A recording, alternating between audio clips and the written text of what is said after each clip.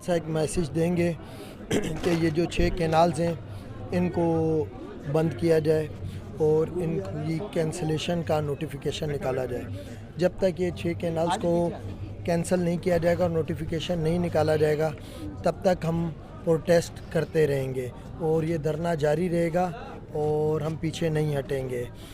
ابھی day to day ہم اپنے دھرنوں میں شدت لائیں گے.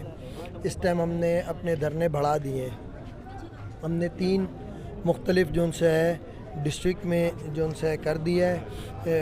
3 ڈفرینٹ ایریا ڈسٹرکٹ کہہ لیں بے شک. ایک پوائنٹ ہم نے کمو شہید پہ کہہ لیا, ایک پوائنٹ ہم نے کشمور کے ایریے میں کیا ہے اور ایک پوائنٹ کراچی میں ہم کرنے جا رہے ہیں. تو 3 مختلف جگہوں پہ ہم جو ہیں دھرنے لگائیں گے اور اس دھرنے کو ہم ایکسٹینڈ کر دیں گے.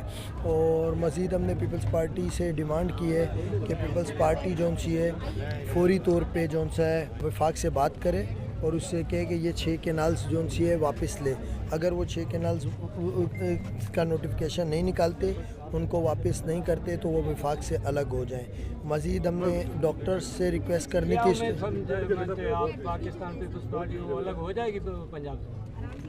دیکھیں وقت کے ساتھ جو ہم ڈیمانڈ کر رہے ہیں اس پہ ہم پھر آگے اپنا لائے عمل بھی دیں گے. ہونا نہ ہونا یہ بات کی بات ہے, اس میں پھر جب ہم اپنا لائے عمل دیں گے تو پھر دیکھیں گے.